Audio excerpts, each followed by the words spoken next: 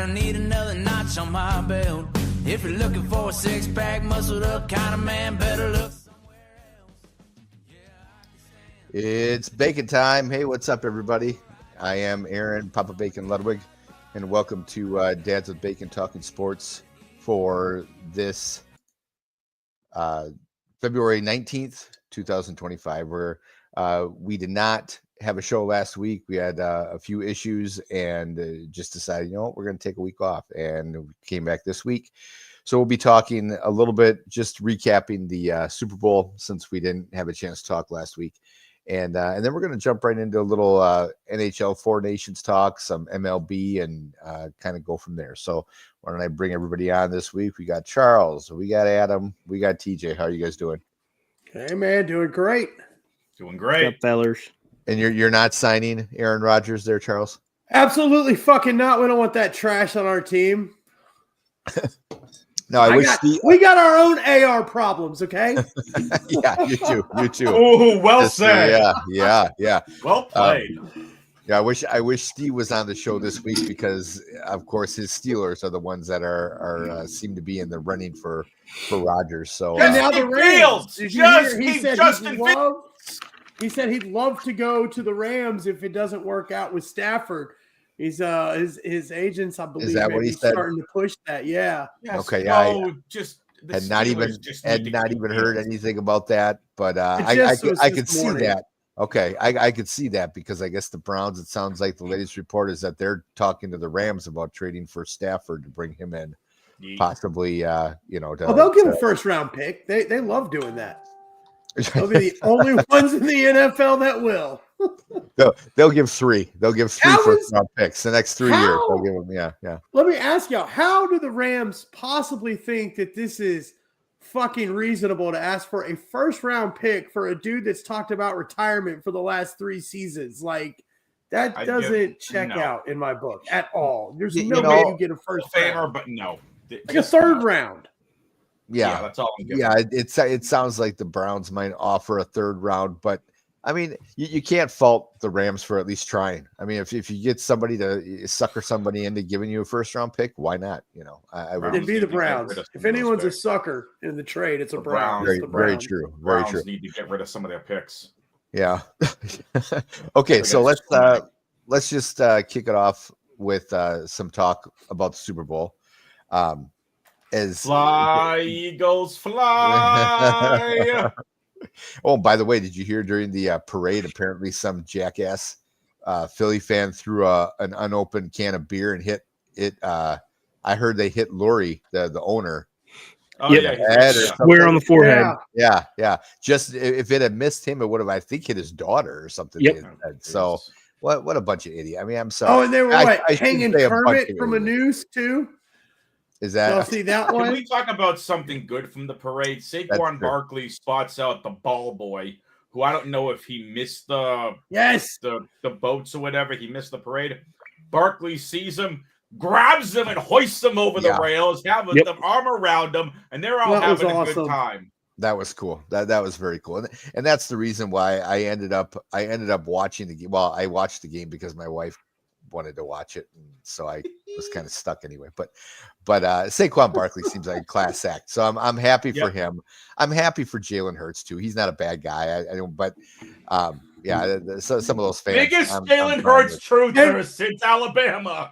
All right, and don't leave out what AJ Brown, I guess, made a promise to a little kid in the hospital. Like they win, he'd be there like the next day, and he was there. Like.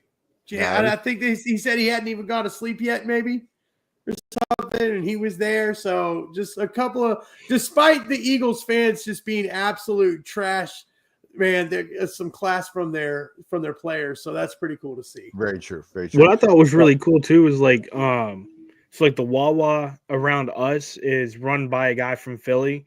So the day after the Super Bowl, all the Philly cheesesteaks were free. So everybody was at Wawa getting, dude.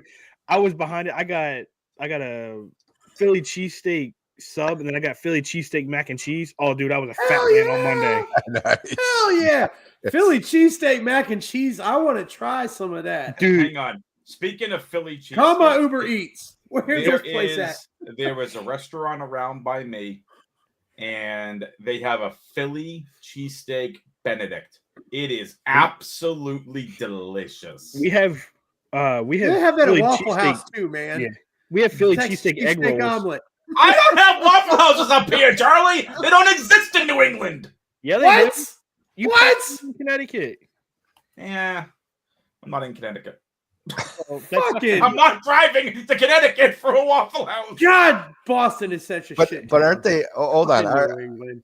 Isn't everything within like 45 minutes of each other? I mean, can't you go? We went there again. We went to Maine on our honeymoon, and like I felt like literally every 45 minutes you were in a you were in like a different state every 45 minutes. Everything is so close. Oh, there, no. you know, like there is a section of New England, top of Massachusetts, New Hampshire, and Maine. You can be in every state within a matter of 20 minutes, as long as there's no traffic. There's that little tiny section you can cross three states. Also, you go to Connecticut, like when we go to Vermont, you go sideways, and when you go straight up, you're in Connecticut for almost 3.5 hours, and it's such a small ass little area. Really? Okay. So is there like a Ben and Jerry? Like we have a Waffle House at every exit. Do you guys have a Ben and Jerry's at every exit up there? They have No. they have It's probably more like Dunkin' Donuts. they have a Dunkin'. They have a Dunkin' Cumberland's everywhere. What the fuck is a Cumberland's? The Cumbies. Cumbies pizza is the best. I'm not eating somewhere Gotta go that to you call Cumbies. Cumbies. Cumbies is Fuck the that. best. Cumbies with their $1 iced coffees. Used to get that almost every morning on my way to work. $1 iced coffee. Grab a muffin. Grab a Danish. It's Adam breakfast over right here there. putting all that Cumbies in his mouth. You can have that. I'll stick with my Waffle Cumberland House. Farms. Listen, And they're you 56 come yards per wicked day. far up to Maine, all right? You go wicked up to camp. You gotta go by the Cumbies. You gotta get your Dunkin' Donuts. All right, there. I hit enough of the stereotypical. Let's get on with the show. I'd rather stub my toe than go to fucking New England. Jesus. Hey, it was beautiful. We enjoyed it for our honeymoon. Yeah, Mhm. that was. Do you at least have Bob Evans? Something? A Cracker Yes, Barrel? they Yeah. have Bob Evans. They have Cracker Some Barrel. gravy, Bob damn Evans it. in our supermarkets. You know, all my wife cared Not the about was that same. you had lobster rolls. So that was all we cared about back then. So At least anyway, we have all all right. 4 seasons up here, Charlie. What is that? High class True. MDMA? Lobster rolls? Charlie's not on the show for a couple weeks. The man's gotten feisty. Okay. All right. Well, so did anybody else have any thoughts on the Super Bowl? I mean, I it was to me, it was Halftime show sucked. Halftime show was. I'll say it. I don't care what anybody says about me about it. It sucked. It was boring. I didn't I enjoy left it. right I before don't that. like that style of music that much unless it comes from the ATL. It's just, I'm sorry, Outkast put on a much better show for that style. So I mean, I it's- was in Long Beach Didn't at like a it. conference, and there was a Super Bowl party going on for anyone that got, to the conference early if they wanted to, because we weren't doing anything that Sunday night anyway. sure. So a lot of us ended up meeting up for, food, drinks, all that. And all of us would gather around all the monitors and everything else. And I'm like, just a long flight. I was exhausted. I was tired. I'm like, okay, I've watched the game. I've met some people. I'm going to go find a CVS. There was a supermarket that I went to, got my snacks, got my water, went back to the hotel room, stocked up, ready to go. I get back. It's, I think, just the start of the third quarter, maybe 4 or 5 minutes in or midway through the third. And I'm like, this game is over. Yeah. It was 33-0 or whatever the score was. The Eagles absolutely, and did I not say this on this show for weeks that offense would finally be exposed? The Eagles exposed them in a big way. defense wins championships. Yeah. Yep. No, I I totally agree. And the thing was too, like watching this game. So I've got, I've a couple guys I work with, they're Chiefs fans, and I've got a couple guys that I've worked with through other companies who are Eagles fans, and we all were in a group chat, just laughing, having some fun. I'm sitting here as like a, outsider watching this game, and I was like, dude, Eagles are putting belt to ass immediately. I said, even a white boy put belt to ass. Cooper DeJean was a monster, dude. Like for his birthday, he gets a pick six. It was awesome. And then Saquon Barkley gets, he really didn't do much for the game, but he was there. I mean, I don't want to talk about it. I don't want to talk about it. He was more of a factor than what people were thinking, because they put more emphasis on Saquon Barkley that had more guys open. Devontae Smith wide open. You had in Smith's defense, I think the defensive back sucks. No, him versus the Chiefs, I think he's consistently put up good numbers. Like I had a lot of bets on the game. I played like one DFS lineup, but I had a lot of bets, and a lot of them was Barkley over 100 yards. I should have went with the common sense approach of stop listening to touts and see we have arguably the two best rush defenses in the NFL literally playing each other. Don't bet or don't do anything with the running backs unless you're taking the freaking unders. My fault. But you should Smith the biggest bet. The biggest bet I would say would have been if they had it on there, which I guarantee if we go back and look at it, the offensive line, how bad they were, that'd be a bet I would take, because Kansas City offensive line looked like something you would get off the side of the road. And those guys looked like they didn't even know how to block. They weren't sure what the hell was going on. They were starstruck, like, oh, 3-peat, oh, we got this in the bag. And they just got ass whooped. I mean, straight belt to ass. It was awesome to watch. The best bet that I saw, and there was some digging done on this, and it was available on like one or two sites though.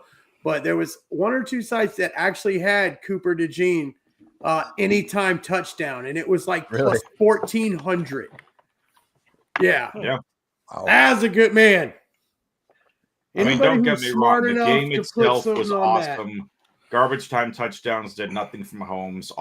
All it did was did something for fantasy, did something for it swung a lot in DFS, a lot in betting.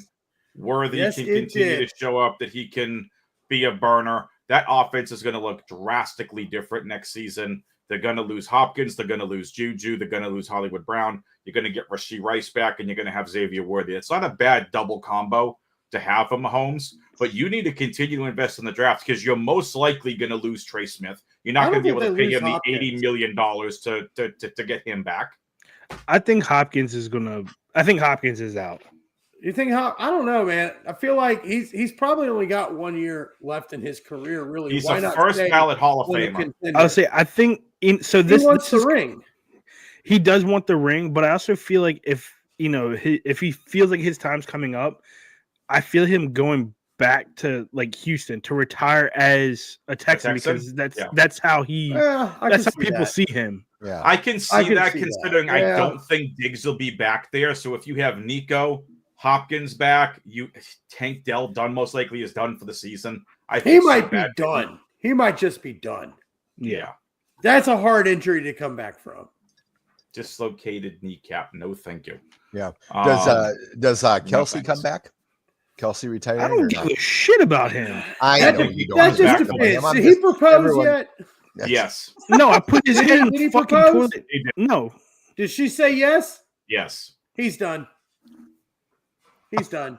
He can't have his woman being booed all over the country. I believe that they are engaged now.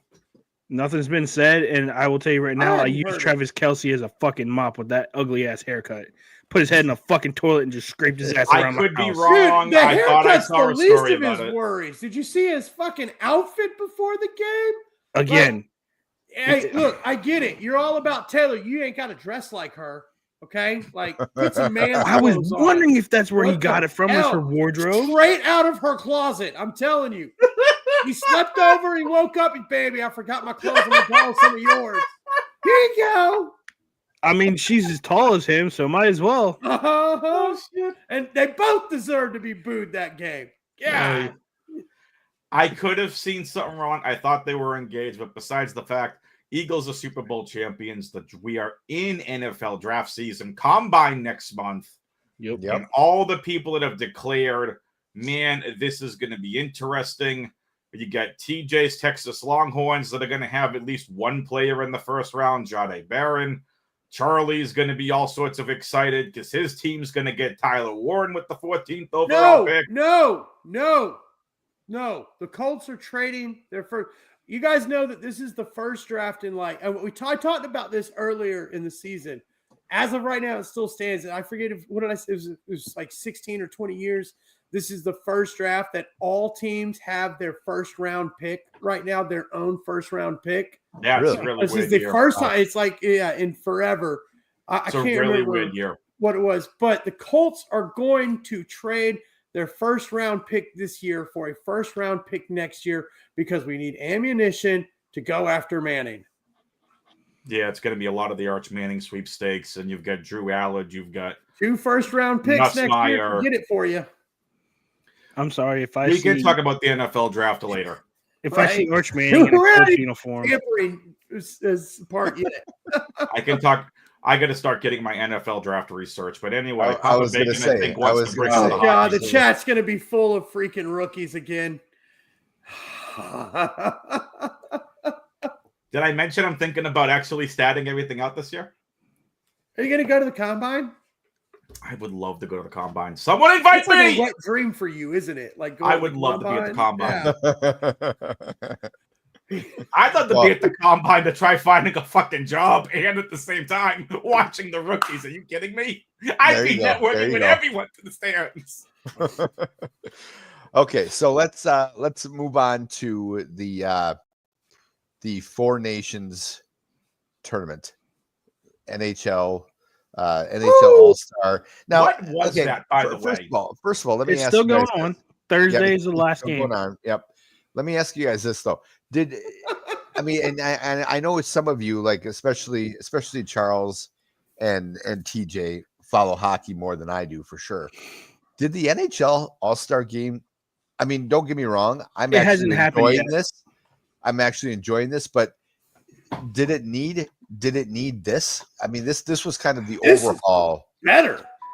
So I think the way that they set this up was this is supposed to be a showing of going into next year's Olympics. Replaced it. This replaced the 2025 All-Star game. Exactly. Yes. So I guess is successful, which it seems like it is, because I've heard way more talk about this competition than I have ever heard about the NHL All-Star game. They're going to continue this, and it may go to 6 teams. It's possible that we get like Russia and like Czech in here having teams as well, or rotate out the countries. Okay. What the heck is the Four Nations tournament? Are you fucking kidding me? You're the closest one to like Canada, like out of all of us. And you live in Boston, where this is like Jesus taking Christ, place. Dude, this is like the best. I follow 3 major sports, NASCAR, and a bunch of other shit. I ain't got time to follow hockey.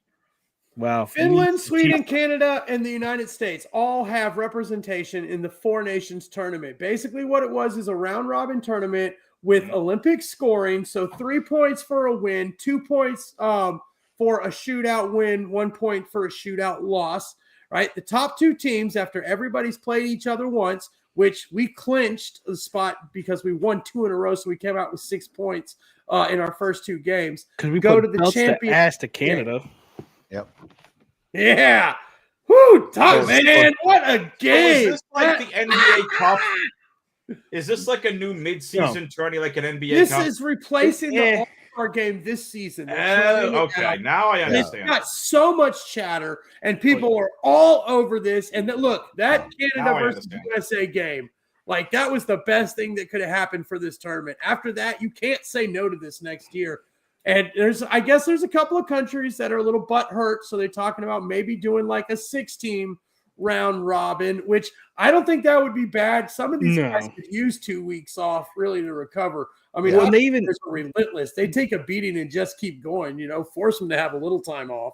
They've even said like on like NHL Network, they said if Russia was there or the Czechs were there, Canada would have no way in hell making those finals. You put the Russians and Czechs versus USA, dude, that is a game that nobody wants to see, because that's going to be just blood up and down the ice. Yeah. And those are the 3 nations that if they were to do it, keep USA in, kick Canada's ass out of there. Fuck them right now. Put the Czechs and put Russia in there. I could take Finland out because that team is sorry. And I'd keep Sweden in there because Sweden's got some very good talent. Those are the 4 that I want to see. We're going to put Canada in there just because they're fucking born with skates out of the mom's vagina. Cool, whatever. I'm going to tell you right now, they got embarrassed on their home ice by USA. Yes, they scored the first goal. McJesus is filthy. We understand that. But when USA said, fuck it, we're going to knuckle up in the first 10 seconds of this game, that shit went. Here's the thing, Adam, how do you not know about this? The championship game is being played in fucking Boston tomorrow night. Are they not talking about this like all over the radio? I've heard a lot of Four Nation stuff, but no one's told me what it is. I just thought it was some random thing they're doing mid-season. They're playing at the Garden, dude. They're playing at the Garden. Hockey. The cheapest ticket. Correct me if I'm wrong, though. $1,500. How much? How much? $1,500 nosebleed for.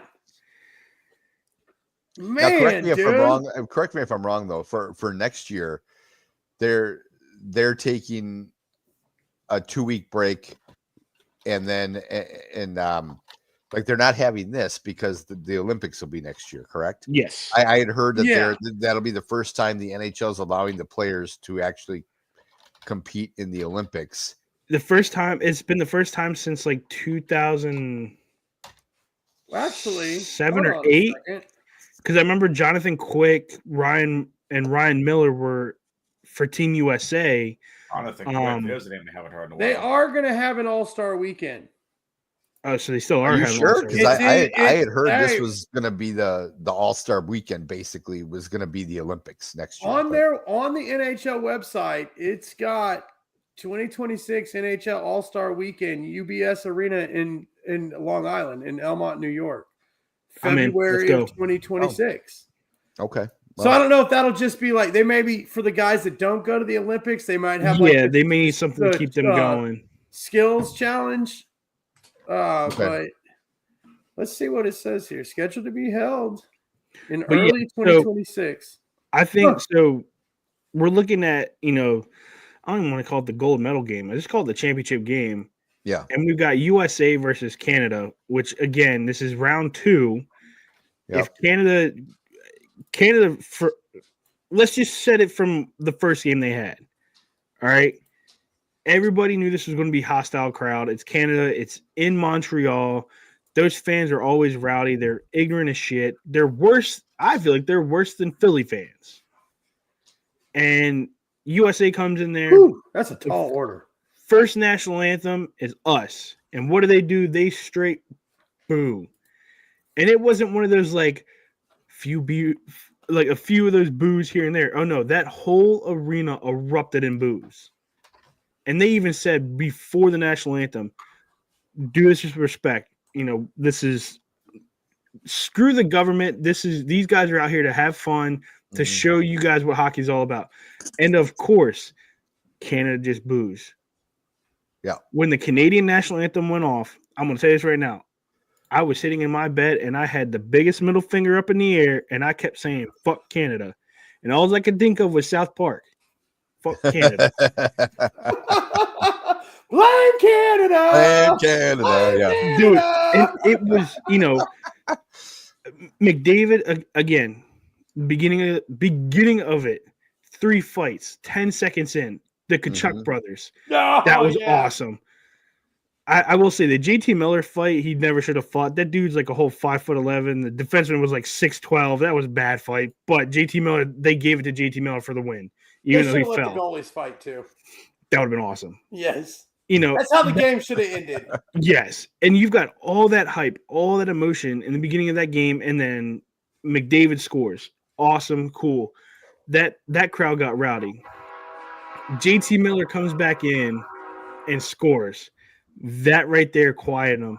Then Dylan Larkin scored the second goal. And what was his goal song? Free Birds. That man right there sniped it top corner, and they played Free Birds, and that arena was so quiet. Didn't they play Free Bird for every American? No. So for JT Miller's, they played some. I didn't get a good hear for it, but I think it was like a country song. It was like a Chris Stapleton song. When Dylan Larkin scored, they played Free Birds, and then when that last goal went in, so going from second to third intermission, they said, "Hey, we're going to play Freebirds for our song from now on because that just made like it. It was just the last. It was the last two goals. It was the last two goals. Okay. They had Freebird playing. So when they came back to Boston this week and played and they scored, Freebirds is a goal song. I guarantee you're going to hear Freebirds, and that national anthem is going to be so loud. The Garden's going to need a new roof. When they start singing "Oh Canada," they're gonna boo the shit out of "Oh Canada." You're gonna see American pride at its Fingers finest. Up and everything, dude. I'm gonna be going around my neighborhood. I have a Canadian friend. I love him to death. He's super nice, but I'm gonna go to his door and just straight middle finger his ass and be like, "Hey, I hope you're watching this game right now, dude. Dude, punch him in the nose." I might. They're gonna borrow the eagle from the Eagles and let him fly around too. Fireworks going off. Yeah. America. It's going to be great. You know how excited I am about this, folks. Oh, dude. This is why Adam is a loner. When they score a goal, you're going to hear it from your house, Adam. You will. Fine with me. I don't care about. I don't follow hockey. That's fine. Adam's house is going to rumble. His windows are going to break. He's going to call us and be like, "Yo, I think it just got hit with the earthquake." No, man, that's American pride right there. That's right. It's gonna be great. This is. I love that we get the rematch, and this time it's on our turf. That's what makes this so much fun. Is we went up there and whooped them, and now we got to come down here and whoop them. And they've already said that this stream, so it's going to be on ESPN Plus and ESPN. They're even putting it on ABC. They're going to put it on, like, pretty much all ESPN networks because they know it's going to crash the one. Oh, yeah. Dude, this is going to be the most viewed sports event this year. And if it beats out the Super Bowl, it would not surprise me whatsoever. Yeah, dude, this is gonna destroy the ratings for the open air games, the Winter Classic. I mean, this none of them will touch it. I doubt even a Stanley Cup final will touch the rating on this. It is huge for the sport. After the Olympics, they have to come back to this format. They really do. They have to. The only downside of this game is something that I'm a little worried about. Is Charlie McAvoy is in the hospital with an infection. Yeah, in his shoulder. On the shoulder. I've heard about. Yeah, so he's not playing, and he is a crucial part of that American defense. He's a first-line defenseman. They're trying to bring somebody up. It may have been somebody from the Bruins. I forget. It's on the tip of my tongue. And I can't remember who it is, though, but they're trying to bring them up for the game. Up someone we're actually down 2 players right now. Who's Pasternak playing for? Pasternak's not playing. His team's not in. He's a Czech. Yeah. Czech, okay. Boy, is he having a hell of a season, though. He's a fucking stud. He is having a hell of a season. I'm glad we locked him in. Somebody's got him on their fantasy team. Yeah, that's right. This guy. Pasternak's an absolute stud. What did we sign him for? 8 years, some 80-some odd million or whatever? I don't know. 8 years. I think it was like $380 million.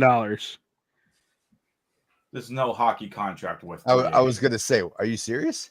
I think so because he was one of the highest. 80 million, not 380. He's not getting that kind of money. 380 is more than the salary of an NHL team. Oh well. Let them have it. Okay, well let's since Brandon Heigl. Is that who it is? Oh, Heigl. Heigl. Sorry, 8 years, $90 million for Pasternak. Okay, well, you know what? USC is going to win this, and we're going to put belts to ass and send Canada with the tail behind their legs. Brady's gonna play tomorrow. Tom Brady's playing tomorrow. Chuck? So yes. But Max just McAvoy is now the only one out. Okay. So McAvoy's the only one out. That is what LeBron's tweeted out earlier today. Cool. Well, I'm in. Okay, so any thoughts? Let me just ask this. Any thoughts since, after this, we'll be starting the second half of the season. Before we move on to, I thought we'd touch a little bit on Daytona, since I feel like pretty much everyone watched it. Finish. So, any thoughts on the NHL second season, or do you want to or second half of the season, or should we save that for next week? And maybe next week we can recap the championship game here and next week. Yeah, okay, let's save that for next week, because then we could kind of get everything back in motion. Because once this final game is done, I think they get like a 4-day break, so they get the weekend, and then the next game is like, I think Monday. Honestly. Okay. One little update for everyone who was, myself included, who was rooting for the Utah Yetis. That name has now been completely taken off of the table. Boo. It was in limbo. Copyright infringements with a damn cooler has gotten it taken completely off the table. And those coolers suck. Right? I'll stick with my igloo. Thanks a lot, TJ. You just ruined our Yeti deal with Dad's jeez, man. I'll get us a Bass Pro deal. I was this close. I was this close. Now that's done. I just got a text from Yeti saying "fuck you." We're done. I'm like, okay, we'll just get a massive Bass Pro deal then, because they just got everything. Right. There you go. There you go. I'm trying to get some fishing events going. So the Bass Pro deal comes with a Yeti cooler, actually. Damn it. Son of a. Okay. All right. So Daytona 500. Woo! We had about 8 hours of delays, but we finally got it in. So Charles, what were your thoughts? Oh, I loved it. NASCAR. Look, the weather is this thing, and it's pretty predictable in most places, at least on a day by day, basis. So let's get rid of this where you can only move a race by 1 hour rule. I get it if maybe a night race, but for a race in the middle of the day, I mean, shit, we start races on Monday morning at 11 o'clock in the morning. So why can't we, if you knew you needed to move the race up, why have you, kind of pinned yourself into this where we can only move a race up an hour? Look, most of the fans that are going to be there have been there since the night before. And it doesn't matter if they're still drunk from the night before, because they're just going to start drinking when they get up anyhow. So, they just got to stumble to the track a little earlier. So if we need to move it up to 11 o'clock to have this, then that's fine. You guys race on 11 o'clock on Mondays. So it's like that. I didn't get to get in a Sunday race. Yeah, but I loved this race. You had, some new names that we saw, some guys that are starting a more in-depth, NASCAR career with SVG. You've got Elio. I'm so excited about him. He got in on the new rule too. He got in some new Legends rule. It's called a provisional. That's the word. Thank you. His car owner has a provisional. All right, so it works in different ways. If you're a champion, you own a car, things like that and stuff. You can get a driver in. But he's also like one of the greatest drivers in the world. So, I mean, if he says, I want to race this race, you let Helio Castroneves race the race. I mean, we let Montoya race in NASCAR, and you see what happened with him. It can't be any worse with Helio. So, why not? But this was, Jimmy Johnson, who, part owner and team legacy, comes in third place after the 3 big wrecks at the end of the race. Well, we're going to talk about the end of the race. To the front, and getting blocked in his pit stall, which just completely erased all the great work that he did. He gets a break and gets a top 3 finish. That was awesome. And, of course, as always, an absolute class act after the race in his interview. It was an awesome race. Denny wrecked. Logano wrecked. All the guys that you want to see wrecked. No. And Austin Cindric getting knocked out in the wreck and saving it. Who caused Logano's wreck, Charlie? Stop ignoring me. Who caused Logano's wreck? Logano drove right into the back of Stenhouse. Recky Stenhouse Jr. wasn't there. Recky Stenhouse Jr. No, Stenhouse blocked in front of him, and Logano drove into him. Stenhouse didn't have the speed, my guy.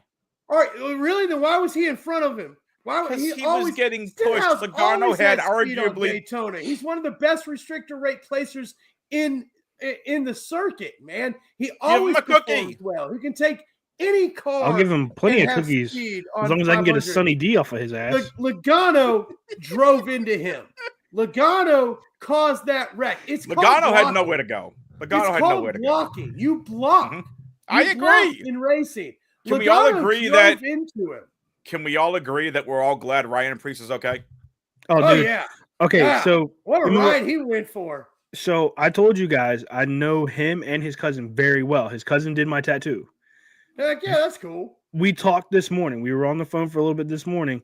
Dude, he said that he is still sore and he's only coming back for Dega and the next Daytona race. That's it. He does not want to race right now because he wants to get back to health. Yes.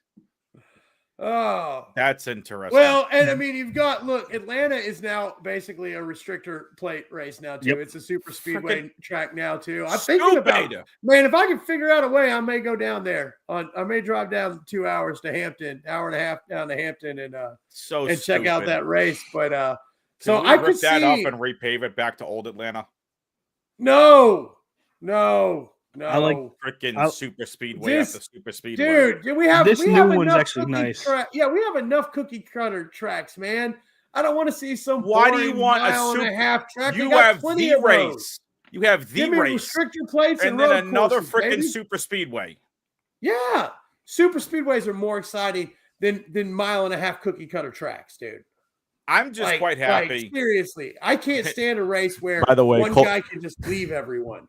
Cole Custer almost won me a shit ton of money. I'm just saying. Hey, and shout out to Malcolm Middle too for getting a top 10 finish in the Craftsman Truck Series. That I thought was pretty awesome. If you guys I was just going to bring that up. Frankie Muniz. Oh no, kidding. Middle. No, he's a huge race fan. He's wanted to race in NASCAR all of his life. Yep. He's got a truck. This is his first full season in the Craftsman. Top 10 finish. Took 10th place. Nice. Good for him. Well, did you guys see the ARCA race and Cletus McFarland? I did not get to see the ARCA race. So Cletus McFarland, if you guys do not know about Cletus McFarland, if you're a massive follower of Dale Jr. and the Dirty Mo, he just had Cletus on there. It's like an hour and 45-minute show. It's a great show to watch. It tells you all about who Cletus is and everything like that. But he always wanted to race in NASCAR, and the only way that he was able to do it is get into ARCA. So he hit up Greg Biffle. He got in there. He got into a ride. His interview when he got wrecked was just downright the funniest thing you will ever hear. It is the most American thing you will ever hear. He goes, yeah, I was living a dream. You know, my car was screaming Eagles down the front stretch. I mean, like, it was the best thing you will ever hear. And it's so, like, that's how he is. He's a very genuine person. He's a drag racer. So I know I've met him a couple times. My daughter loves watching his YouTube stuff, but he's a genuine person. Funniest dude in the world. Now, let me get to Sunday. First of all, Kyle Larson is a bitch. I hate him. I will always hate him. Fuck him. Okay? One of the best drivers in the circuit. Fuck him. He can win in any car. Any car, any style of racing. Yep. Fuck him. I will say this, though. TJ don't like winners. I hate winners. Longhorn. Hey. Okay. I didn't hear that one. I didn't hear that one. I will say this, though. We were all saying this. Where's Larson? Where's Larson? He was in the back. And they've always said from about 10th to 30th, that's your danger zone. That's when you're going to get messed up the fastest. And sure enough, that's when it was. Now, when 5th to 20th or 25th, they saw the broadcast. But yeah, it's 60. And look what happened was the second wreck, fifth place driver. Back they go. Now, I will say this: we never root for crashes, but with super speedways, Daytona and Talladega, there's a reason sometimes they're referred to as the big one, the big crash. You speak for yourself. I always root for Jenny to crash. They're rooting for, they're jockeying for position, and someone's going to do something just by the aerodynamics of going near 200 freaking miles an hour. Like Logano trapped, someone hits a wall, someone who is trying to avoid a wreck gets involved in a wreck. There's only so much you can do. I mean, anyone else remember a couple of years ago at Daytona, it was the final lap coming on the final bin, and it was Ryan Newman that went flying up in the air, tumble rolling. Yep. It was terrible. I will say this. I will say this though. Seeing some of these drivers in new teams and the power that those cars are getting. Now, yes, they always say the cars are the exact same. It's just the drivers. No, the teams that you're on, it proves that the teams that have money, they can put money into that cars. Noah Gragson, dude, the number 4 he was in, he was fast. Am I going to say he was the fastest? No, but he had. Who did Gragson go to? RFK? No. Fuck, I can't remember. No. Front row. That's front row. Okay, because that's the other thing. The 4 car, the 10, what are the other 2 I'm missing? The 14. What was the other car they ran? Stuart Haas did. Anyway, all those 4 cars are gone. Stuart Haas has exited the sport. Front row. Yeah, Stuart Haas has exited the sport, which was a big talking point coming into this race. Yes. He's also got Zane Smith with him. Yeah. But that's the thing. Like, you see a lot of these, who we would watch in, like, Xfinity kill it right now, which was awesome. Now, I think it's funny that on my phone earlier before the show started, I get this blip, and it says, breaking news, NASCAR news. Chase Briscoe his car was found illegal. They were messing with the spoiler in the 19 of Joe Gibbs.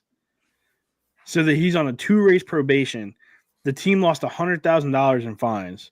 They were deducted like 2 or 3 points per whatever. I'm sitting here, I'm like, dude, it's the first race of the year. Just nut up or shut up. It's NASCAR, man. If you ain't cheating, you ain't winning. Well, I mean, if they ain't transporting my moonshine fast enough, I'm about to kick their ass. Calm down, Eddie Guerrero. Okay, but that's the thing with these new cars, because with this car setup, most of the parts, it really is designed to make the smaller teams competitive. And over the last 2 seasons, I think we've seen that it is working. And that's why you've got guys like Ross Chastain and Trackhouse Racing and Legacy and all that. Legacy, exactly. Because most of the parts you now have to get specifically like through NASCAR from the manufacturer. They cannot be altered. So there's very few things that money can change from car to car. So now it's all the technical stuff. You got a better car chief, you can have a better car. Ask that to Kyle Busch in the 18 when he was with Joe Gibbs. Ask that to Chase Elliott in the 9 when everyone else on his team, Byron, who was a better racer, Bowman, who was having a better year 2 years ago. Ask that to them. The money's still getting put into their Class A type drivers. Your Kyle Busches, your Keselowskis. Now you got Logano who's probably getting a lot of the money. Chase won the championship, dude. He could barely win a race. And other guys, his car was like one of the worst cars on the track. And on the other hand, Chase Elliott. After he won the season, after he won the championship, he was complete rubbish, dude.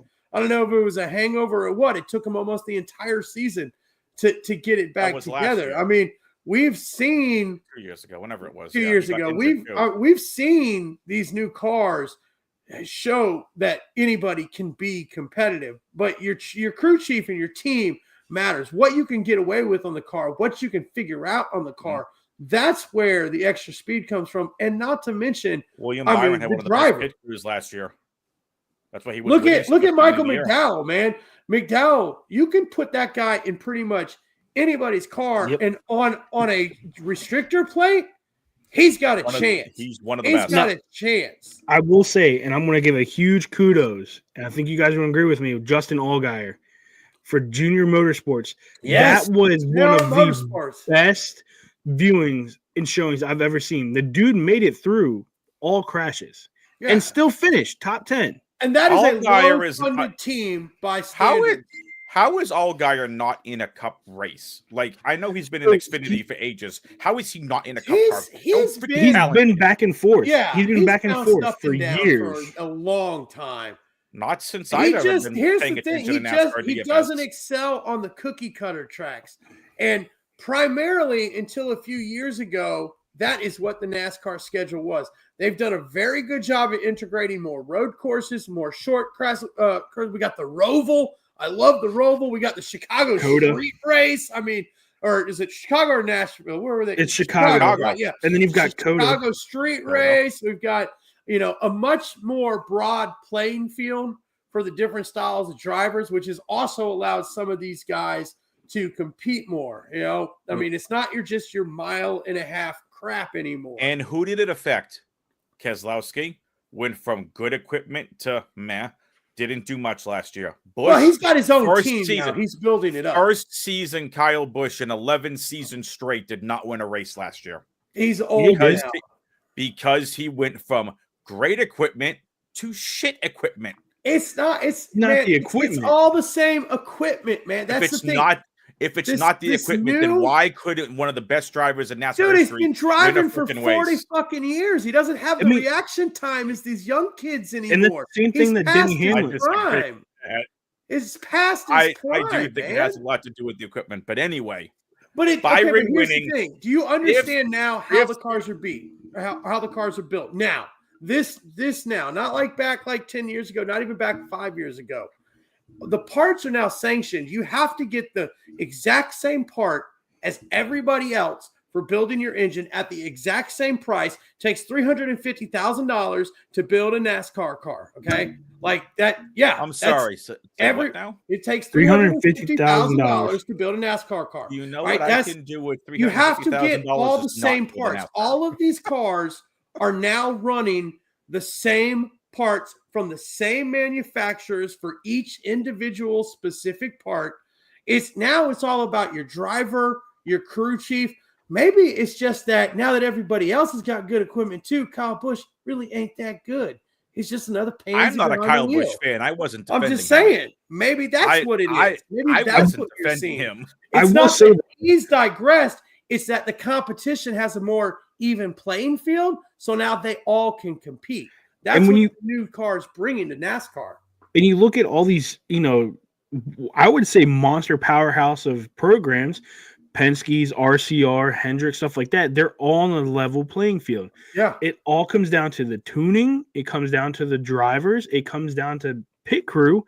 I mean, dude, we saw who was it? Kyle Busch. He was like back in I think 28th or something like that. And he had a penalty. Don't make no mistake. Yes. Kyle Busch was penalized. That's why he ended up in the back of the race. 4.32 second pit stop for gas, where the majority of the time those guys are in there for 6, 7, 8 seconds. Yeah. What was this? Towards the end of the race?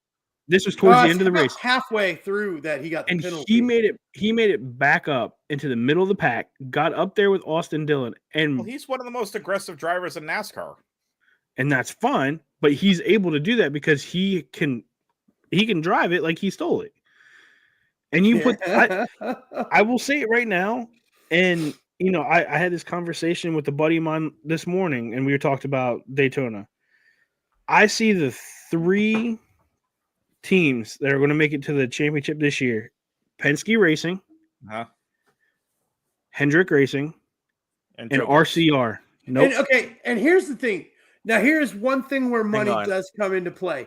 Those teams have enough money to buy the best drivers. And who your driver is really matters now. There's certain guys like Kyle Larson that can do things in a car that other guys can't. I mean, that's just the way it's the same in any sport. You know what I mean? I mean, it really is. It's like, you got, Don Mattingly could do things that other guys couldn't. That's why he got big contracts. Barry Bonds, and stuff. Those bigger teams, especially with not having to put more money into the cars now to compete because everyone's paying the same, have more money to spend on drivers, have more money to spend on crew chiefs, have more money to spend on aerodynamics. And, they got a guy that can figure out exactly where to sand down just a tiny little hair on a bumper to get a little bit more speed out of the aerodynamics. And some of the smaller teams can't afford that. And so that's where money can come into play on a competitive level, especially with the drivers. And that's why you're still seeing most of the best drivers with big name teams. So, Adam, you said Joe Gibbs. Name me one racer from Joe Gibbs that'll make it this year. Ty Gibbs. Bullshit. He's going to hit the wall. He will get his first win. I mark my words. I called it before the Daytona I think started. He makes the find that bet. He'll make the playoffs. He'll get his win, make the playoffs. But when the Final Four comes around, who do they have now? Hamlin, Ty Gibbs, Chase Briscoe. Who's their fourth driver? Wasn't like Hurts Christopher or Bell. something? Christopher Bell, who a lot of people Yeah, argue and should have been in the Bell- top four Bell last year. will probably be in the final four. If I had to rank drivers, it's Hamlin 1, Bell 2, But it's not Briscoe, Gibbs, Briscoe. Yeah, I agree. Yeah, I would love to see Bell, Hamlin win it. I would love to see Hamlin win a championship. Don't sleep on Bell by any means. He is one of the best younger drivers coming up in It's the him and Byron that we'll be talking about for ages. Those two came up together in the same rookie class. Yep.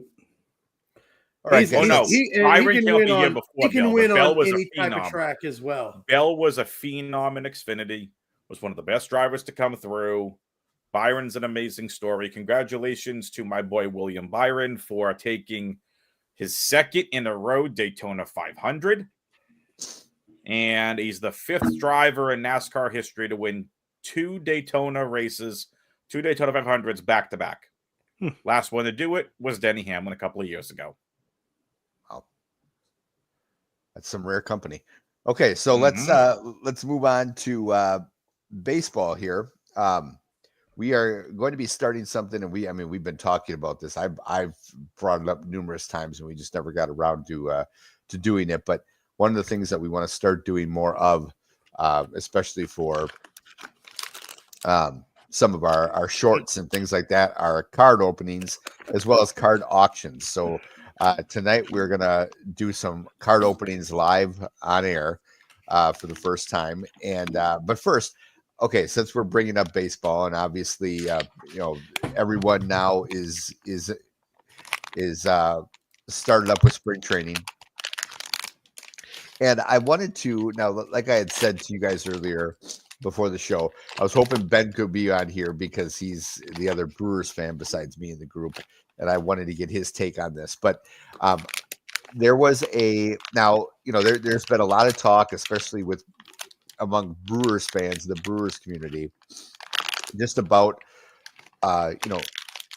leveling things off or doing something with a salary cap, a salary floor, and a salary cap, and that kind of thing, just to make things a little more even amongst the haves and the have-nots and all that. And we have Mark Antanasio as our owner, who is not a multi-billionaire like some other owners, for example, the Dodgers, the group that own the Dodgers and all these other guys, the Mets owner and all that. But they've been able to be consistently up there for the last number of years, especially since they got Craig Counsell, and now and I always their new manager. His name always escapes me because he's just a normal dude. There's nothing spectacular about him, but he's a fantastic manager. Anyway, so Mark Antanasio, I believe it was either yesterday or Monday, was doing a press conference and just meeting with some reporters in Scottsdale where they have their spring training.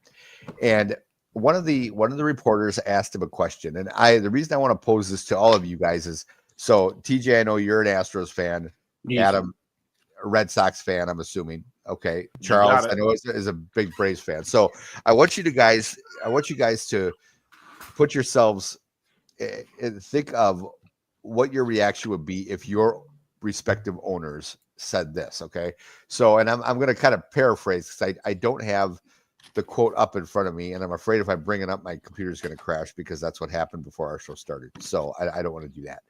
But basically, they asked him what his specific job was as the owner, like what his day-to-day was, what all that was, and he started talking about the history that this team has had since he took over, and they have been much more successful since he took over compared to before that.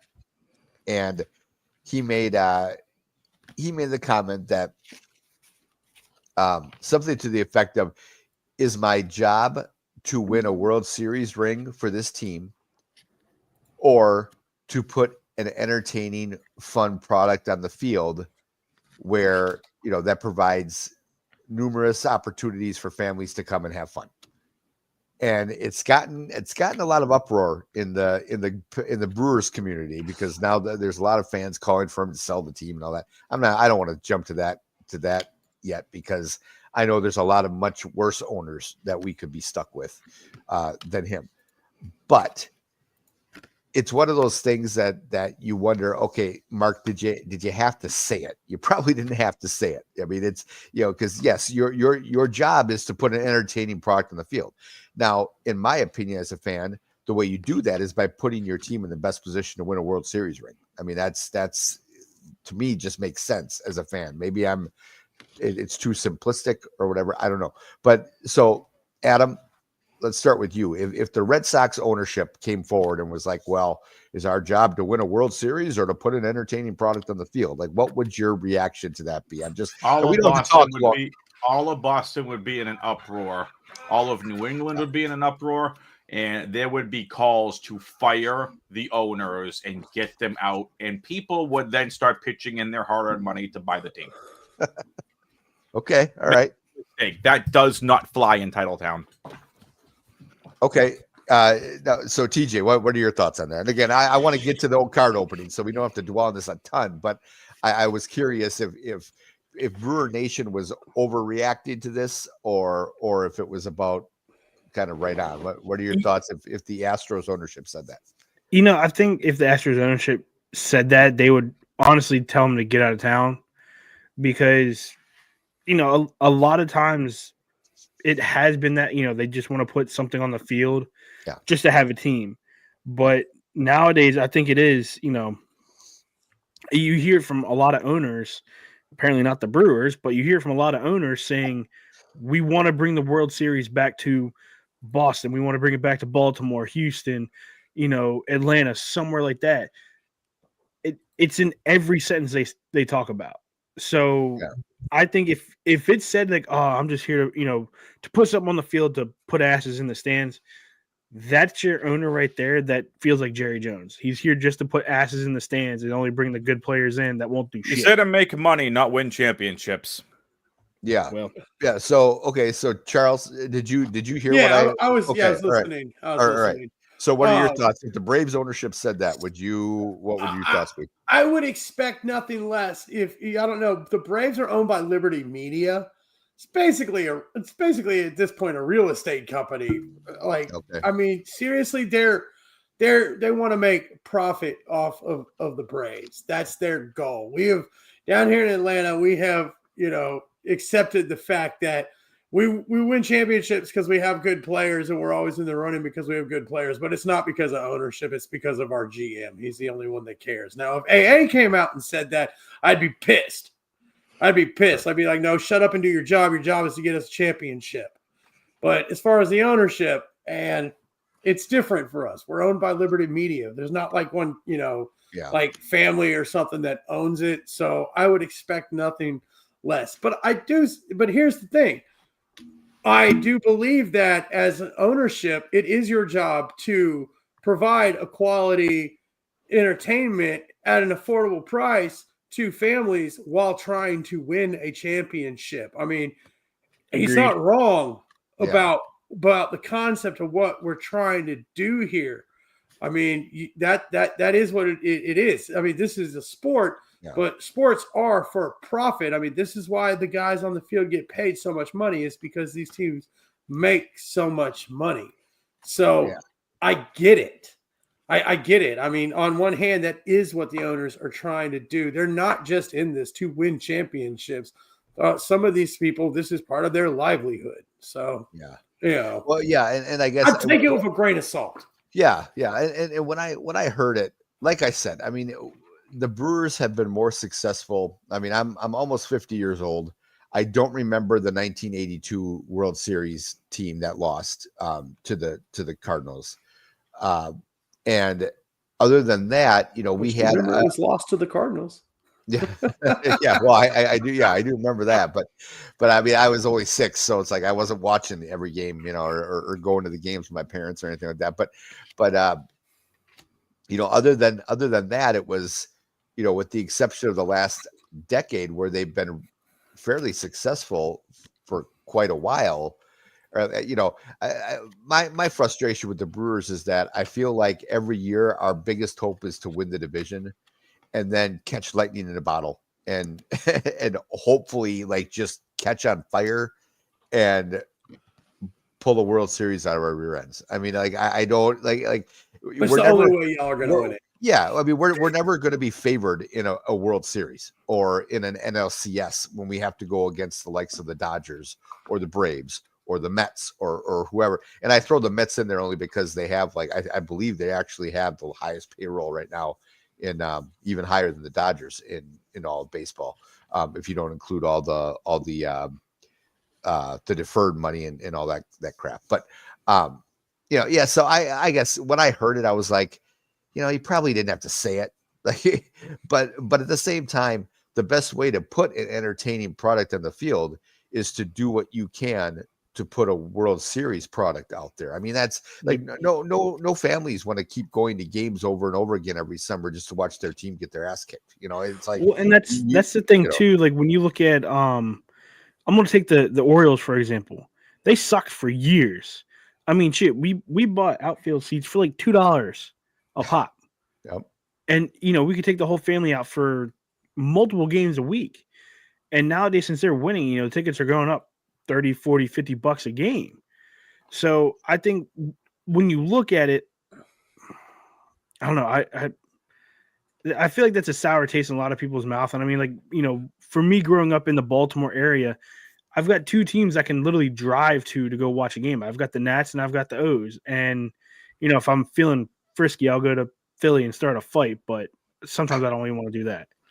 But, it's one of those things where I think if you look at the MLB itself, I think some of these owners are starting to see now, like, there's going to be those teams that just have the money.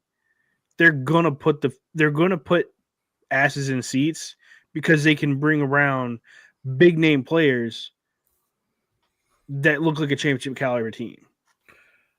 Yeah. And to the point of all of this, you look at the A's. I mean, yeah, they can't put a quality product on the field. Their fans decided not to show up until, they finally the realization set in. Hey, this team is actually losing, so let's go and show up. Well, too little, too late. So, if you don't compete, if you're not competitive, at least every now and then the fans will stop showing up. So if you're an owner, I mean, to your point, Aaron, it's like you do. That's the best way to be entertaining is to win. Yeah. Because they didn't do that. Now they on the move. They're going to be playing in a minor league ballpark this season. Yeah. Which would actually be awesome. I would love to see the Braves play a season over here at Gwinnett. I'd go to every game I could. Get my hot dogs and beer for a lot cheaper too. Yeah, exactly. Okay, so we got TJ and Charles, both of you guys have packs that you're going to be opening. All right, TJ, are you already opening yours, or what are you doing here? Yeah, I've already opened mine. Oh. Supposed to be on stream here, TJ. My goodness. Well, so here's the thing. Charles, I have something you want right now. Money. You got a Frank Thomas? I think I got one better than Frank Thomas. There isn't. All right, so just to preface this, we're doing the top Series 1. This just released like what, last week or something? It released I think last week. February 11th, I think this it was. Is top Series 1. The number one card right now in this collection. So they are doing a 35-year anniversary, and you guys are going to love this if you're old school collectors like I was way back when I was a kid, because it's a throwback to the 1990 Top Series. And the number one card, there's 35 of them across the country in these packs, is the Big Hurt Frank Thomas, his misprint card. It's a replica of the misprint card where it has no name on the face. And that is right now on eBay. There's I think we've got 4 of them accounted for. And they have sold for like $1,100 to $1,300 a piece. The first one started at $5,000, and it went for $1,100, I believe. The second one went for $1,300. So that, and then they are doing those with some new players. The number 4 card in the series is Shohei Ohtani's Dodger card that looks like the 1990 Topps card. So, and there's some other cool ones too. There's a Seinfeld autograph redemption card out there that we're looking for. Nice. Yeah, Larry David. Oh, it's got Chipper. This is exactly what we're talking about. That is that a red variation? Hey, you put that one in a card holder. We'll have to look that one up and see what Chipper's going for. $1. And I got me Mr. Oh, Shohei. you got the standard Shohei. All right. Base card, okay. What are the parallels in the packs, TJ? The Dodgers. So hold on. What'd you get for parallels in your big pull? So these are the not the blaster I have a boxes. gold. Okay, so it's a gold Arnado. So it's a brown Arenado, yeah, not a gold brown. You have 2 hobby packs, right?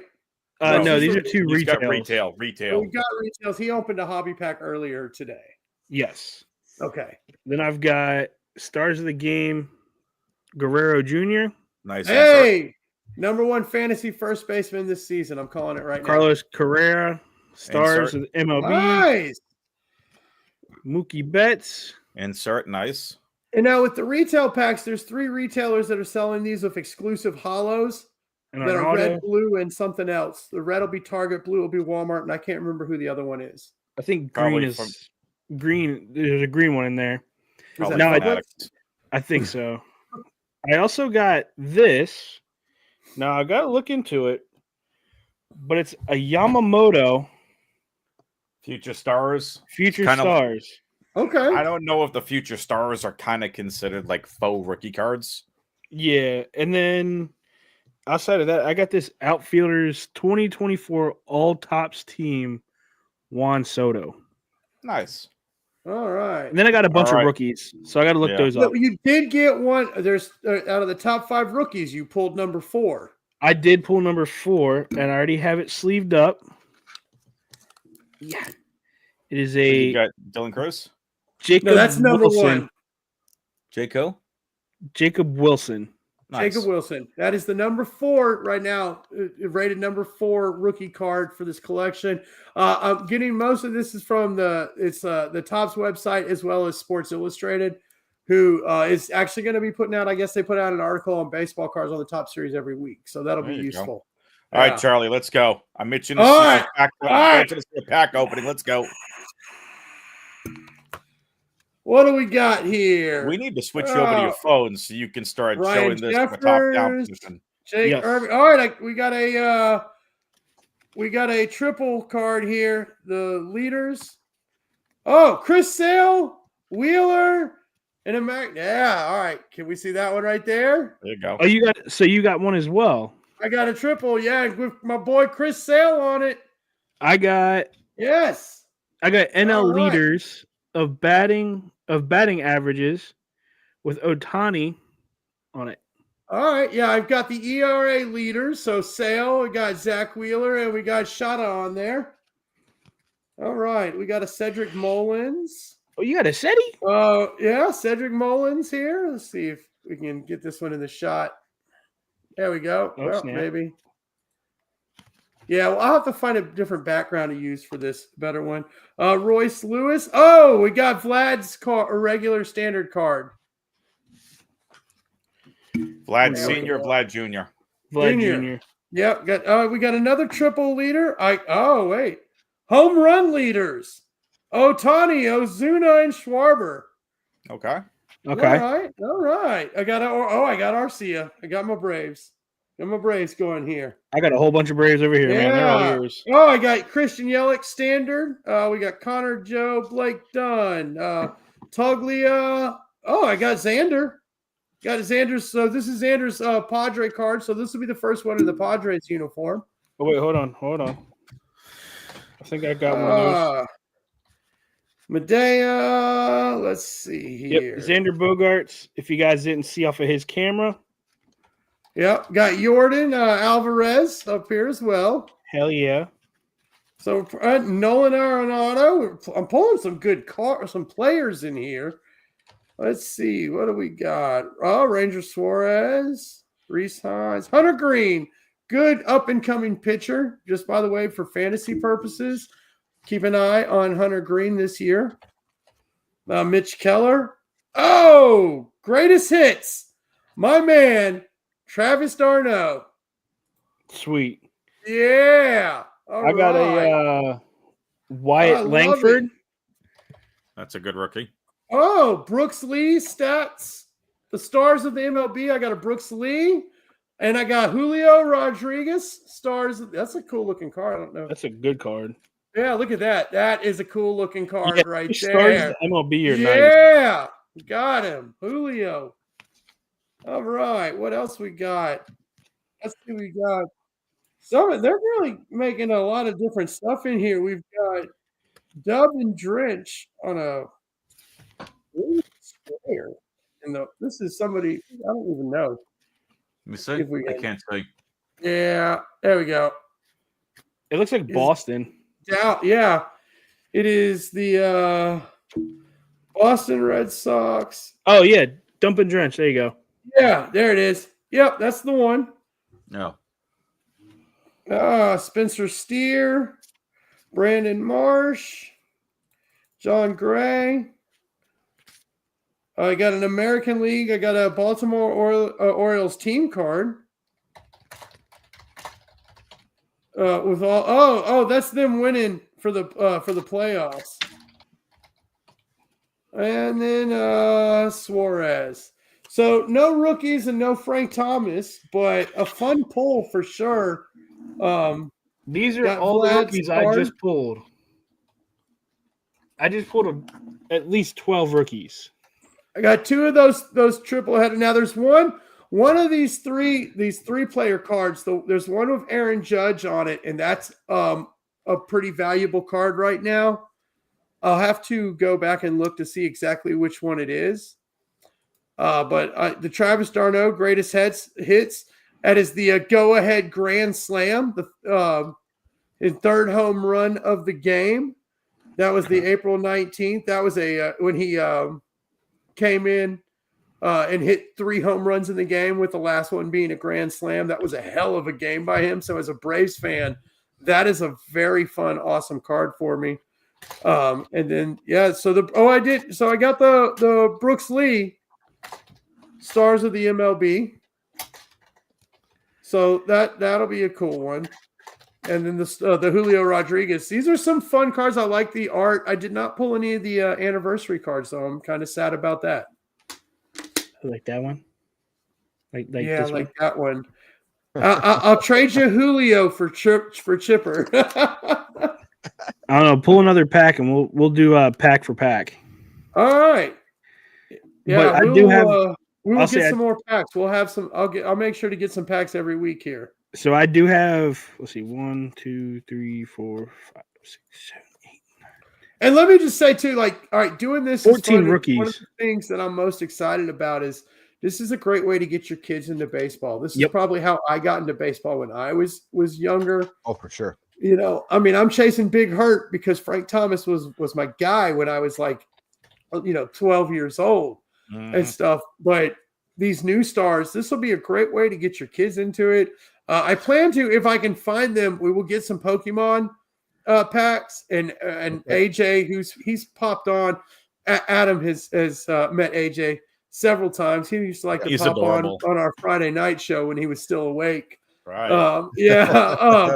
And he will be glad to help with some Pokemons if we can find them. They're in super high demand right now. If anybody has seen the prismatic Pokemon packs in store, grab me a pack. I will gladly pay you for them and shipping, because I went to 3 or 4 different stores today. All of them sold out. Target is even that's put like up what sign. You guys down there. I can't find any good sports retail in my area because they're constantly being bought as soon as they come out. Well, look, Target has a sign up for the Pokemon packs now saying 1 pack per person per day.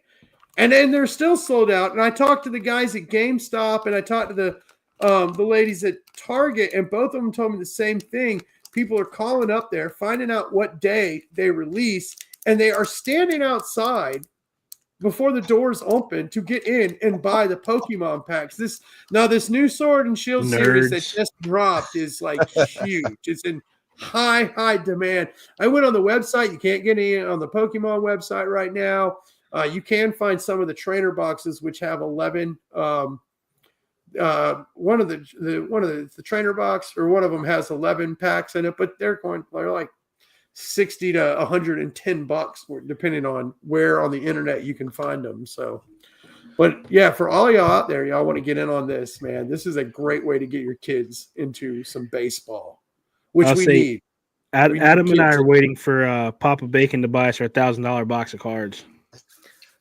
All we need is one. I'm gonna hit him up for one of these Pokemon packs.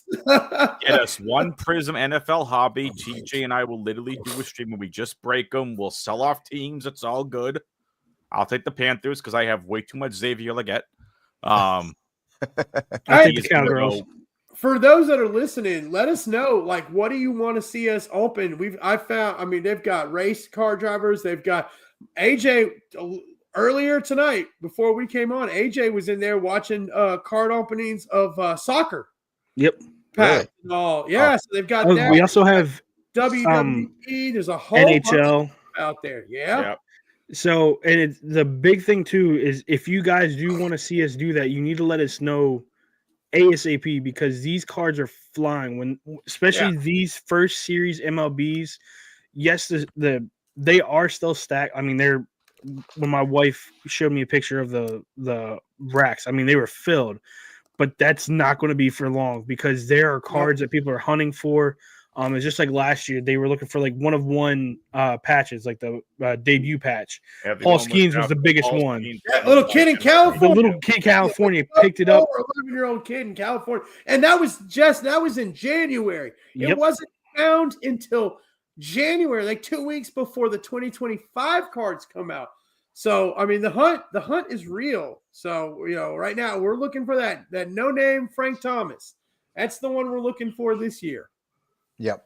Yeah. And we definitely want to start doing this stuff for grow our TikTok channel. And yes, and I'll have some on my TikTok. I've got a couple of videos. I haven't done a card opening yet, but I'll have that as well as fantasy advice, and we'll get that linked over to the Dads of Banking TikTok as well. And you guys will definitely see AJ on there.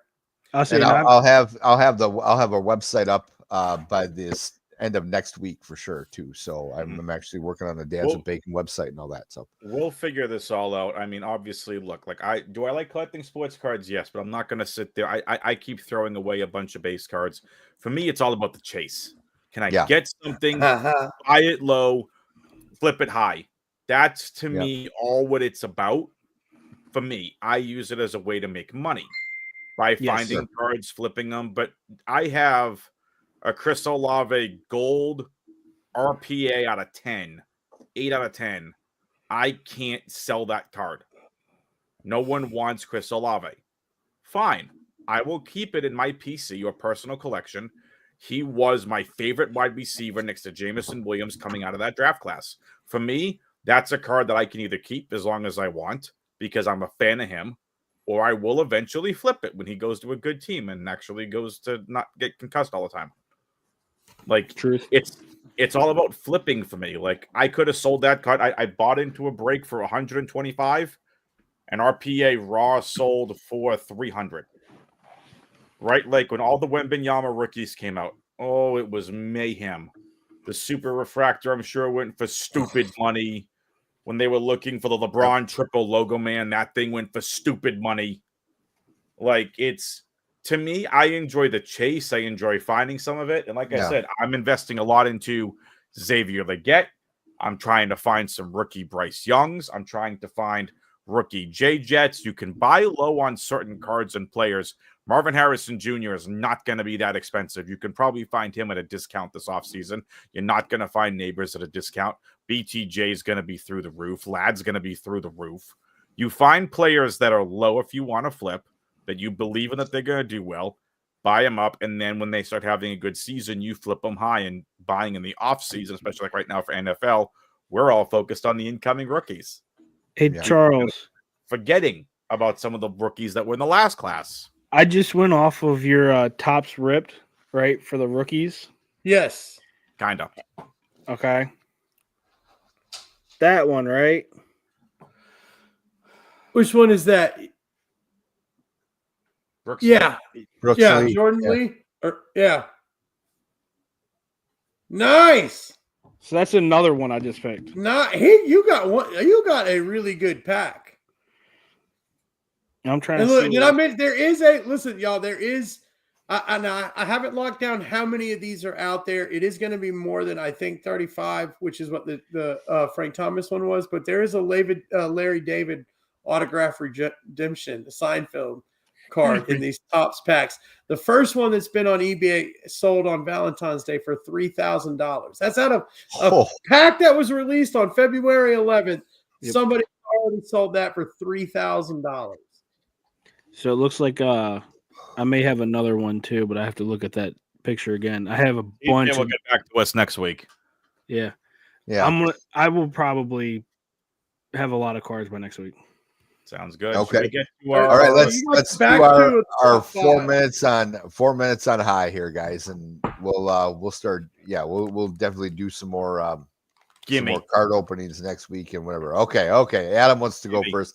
I'm going to go last. Adam, we'll bring you over here. All right. Sit back, everybody. For all of you out there that don't have egos, Devers, my guy, since we're talking about baseball, you want to win a ring? We just paid you $300 million. Shut the fuck up. All right. You play whatever frickin' position the coach tells you to play, you entitled little prick. All right. I don't want to hear this entitlement no bullshit. You have one of the worst defensive ratings in Major League Baseball at third base. Shut up and go play DH, because not for nothing, unless you can start losing a little bit of weight, I don't want to hear it. Unless you can start fielding better, I don't want to hear it. Shut up. No? How about no back to you? You will play whatever the coach tells you to play. I personally want you to play third base. I think you are our best third baseman option. I think Bregman can go play second, and then Bregman can go DH. Kick your sheet out when we get Roman Anthony and Kristen Campbell up. Do not sit there and try playing hardball in the media. It's not going to work in the MLB. Though I do appreciate the bravado by just outright saying no. I think you're a third baseman. I want you at third base. Stop playing hardball. Yes, they brought in a third baseman. He can go play second. He can go play DH. Third is your spot. But my guy, there's no reason to be confrontational about this. It's freaking spring training. You're getting paid $300 million plus. That is more than most Americans will make in their lifetimes. Stop with the spoiled fucking entitlement, my guy. And this is a shot to every other one of you fucking pros out there. You all should make as much money as possible. Stop with the fucking entitlement. It's the reasons the fucking All-Star games suck the way they do. Cut the bullshit. We're paying your fucking salary. Enough's enough. I want Devers at third base. Little bit more tact on the no. And this coming from me, someone who's looking for work for almost 4 years, that has wanted to go out and publicly shred certain companies, which I will not do. I will vent about it. But my goodness, my guy, it's okay. You're playing third. Relax. That's all. We didn't even get to that in baseball. The whole Bregman Devers debacle. Yeah, you know what? And I could not remember the name of the third baseman that you had there. I heard about that this morning too, when they had said that with Bregman coming in, and he had said, "Yeah, I'm not moving." But yeah, I thought that was interesting. No. So. He didn't say any PR. I was like, no, like with the oomph behind, like, dude, if this was politics, dude, I'm right there. I'd be swearing at the other candidates. I'd be going off at people at the same thing. I get it. But unless you can start producing, then you're going to DH, my guy. The idea is to win a ring, multiple rings. You're getting over $300 million a year. You will ultimately do what is in the team's best interest.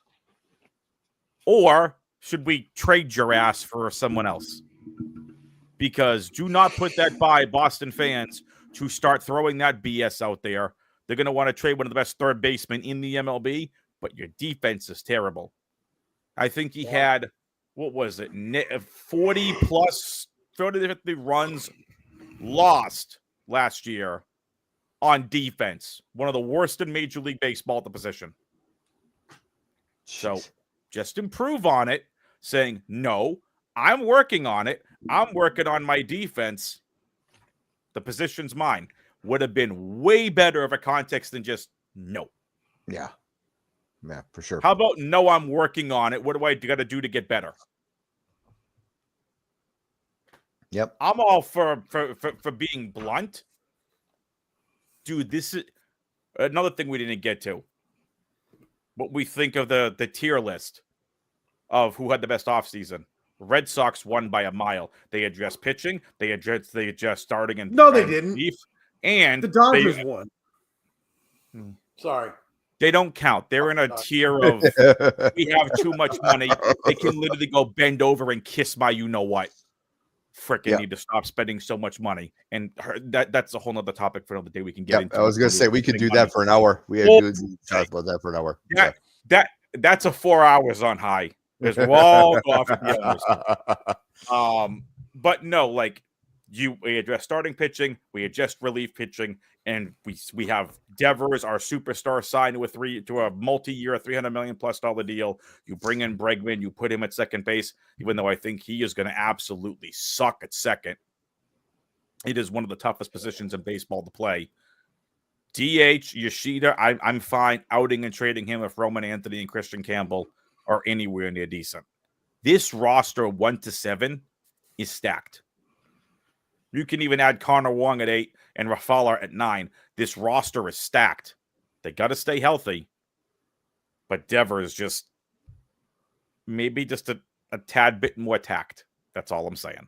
Okay. All right. TJ or Charles, which one do you want to go next? I'll go. You want to? Okay. I'll go because I want to add because, hey, before I get into mine, because if I was a Boston fan, thank God that I am not a Boston fan. But if I fucking was, I would be more pissed about Devers holding off Christian Campbell's opportunity. That kid is a fucking stud. Campbell plays second. Want him as second. You want him as your second baseman this season, and Bregman at third with Devers in the DH. I agree with you. I think that kid was on fire last year in the minors. I think if Devers moves to DH, he can become almost as great as Big Papi in Boston in terms of power and clutch and everything else. And you don't have to worry about him missing balls at third base. But anyhow, I digress. Oh, just a little bit more tact. That's all I was saying. Canada. O'Reilly. Auto parts. Fucking politics out of sports. Can we keep fucking politics out of sports? If I genuinely thought that the Canadians were booing because they didn't like the United States hockey team, half those guys are on fucking teams that are playing Canada. You can't fucking tell me that they have a problem with those fucking teams. This is all about politics. Correct. Right? A fucking political nobody of a fucking country, you fucking socialist. Jesus Christ.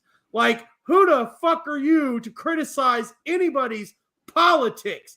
Let me explain something. You want to bitch and whine about tariffs and fucking boo us? You know that more than 200 countries in this world implement tariffs on other countries? Get with the fucking times.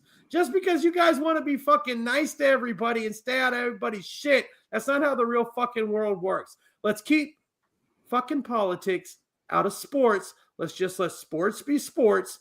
Now, if y'all want to boo us moving forward because we beat the shit out of you sissies, I can understand that.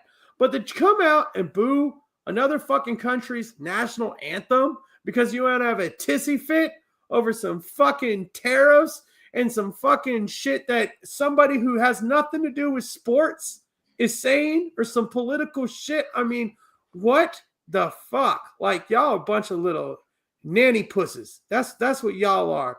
And keep that shit, keep up there, sucking down snow, and keep your fucking booze to yourself. And let's just play some fucking sports, and let's just take your ass whooping with some honor. Okay? That's all. Politics. No place in Canadian fucking hockey. sports. Okay. Anywhere. Okay. Interesting. No, half the guys on the fucking I like a know. third of the guys on the fucking U.S. team play for teams in fucking Canada. Like, come on. Like you're booing your own. Like, shut the fuck up and just take your ass whooping. Bring that nonsense into our house and we're gonna kick your ass. Damn it, America.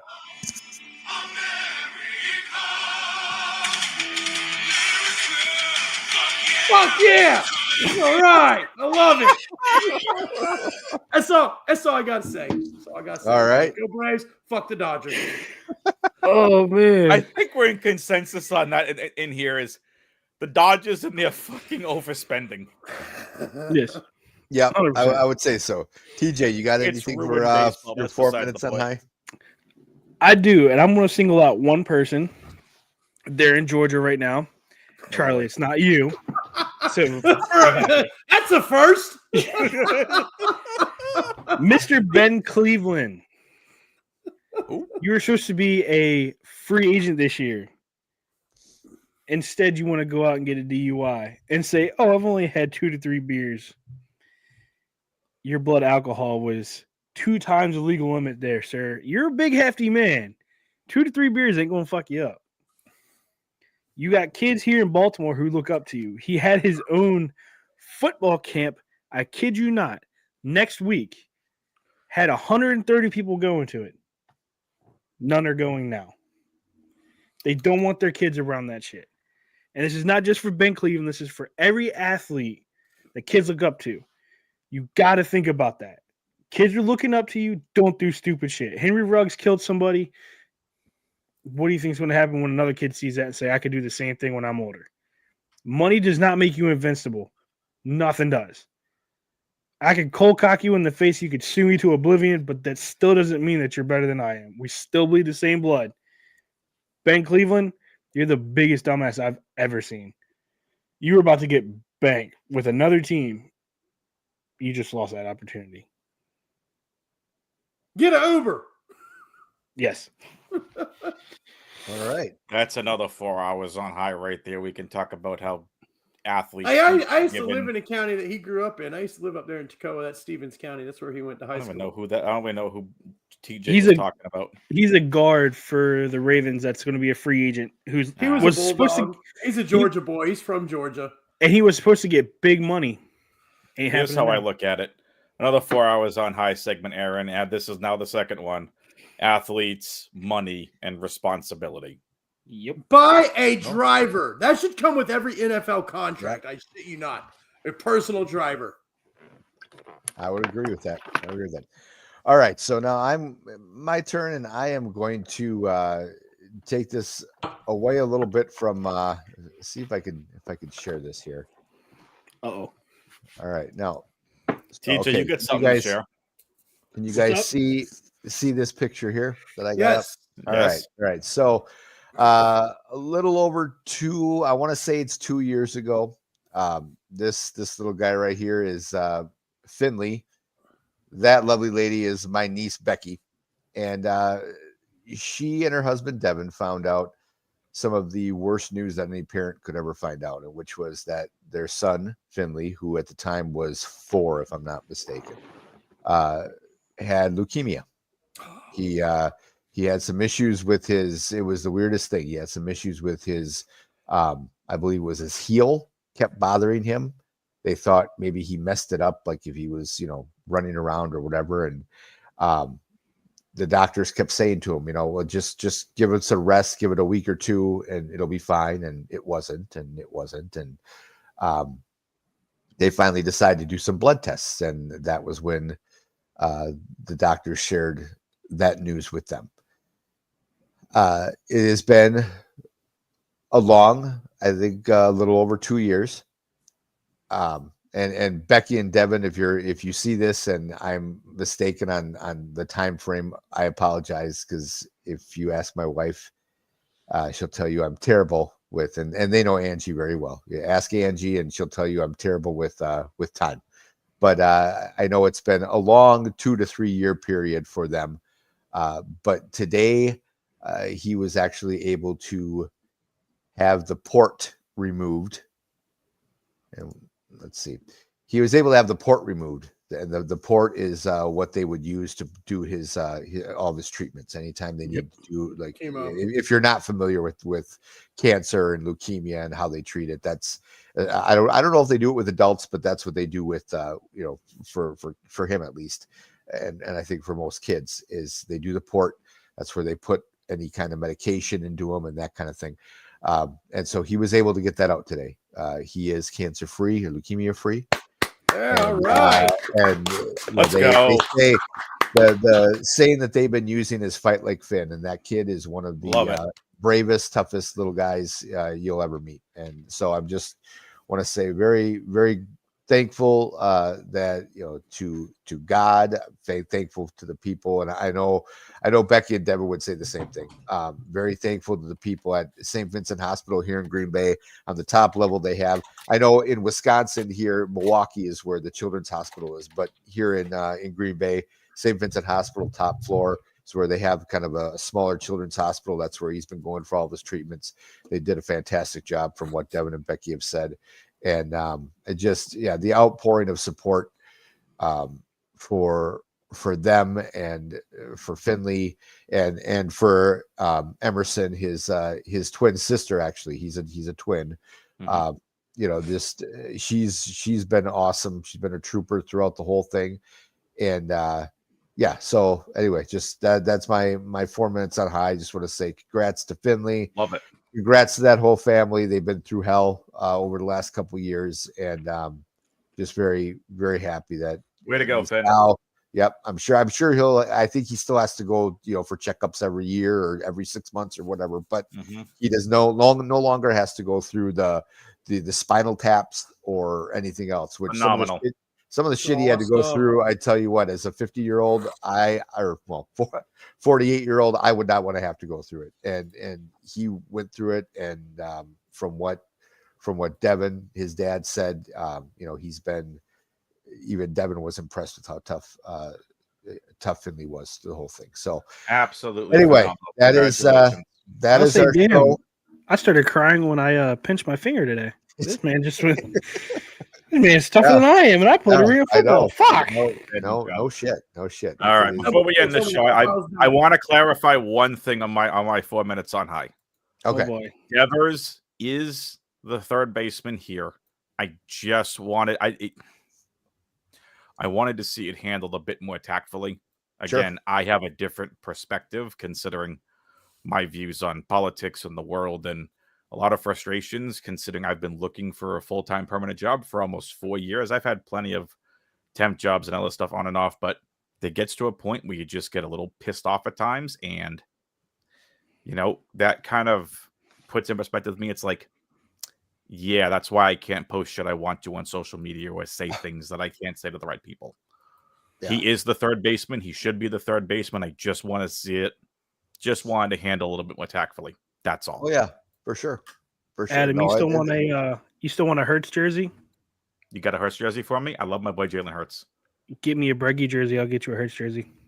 You want a Breggy jersey in a Red Sox uniform? You Houston Astros fan? Trade up. Hey, you know what? I like. That man did a lot for the Astros. I like Bregman a lot. That guy did a lot. He's a much better third baseman than Devers. Right? I also think Bregman's a little overrated, but besides the point. So are the Red Sox. Fuck you guys. You guys there's a good only deal. one player. Hey, Adam, right? There's only one player in MLB history that has a better on-base percentage at Fenway Park than Bregman, just so you know. And his name's Ted Williams. I was going to say Ted Williams. Hey, take your overrated, shine it up real good, and shove it up your candy ass, because that man's a ball player. All right? I love it. That'll do it. That's how you end the show. He's a thorn in the Yankees' ass. The Yankees hate Bregman, so there you go. Yeah, fantastic. Y'all gonna enjoy having him up there. I gotta split. We'll see y'all later. All right, guys. Yep, everybody. We will be back here 8:30 next Wednesday. Have a great weekend. Enjoy the championship game tomorrow, U.S. versus Canada, and we'll see you guys. USA. Fuck the Dodgers.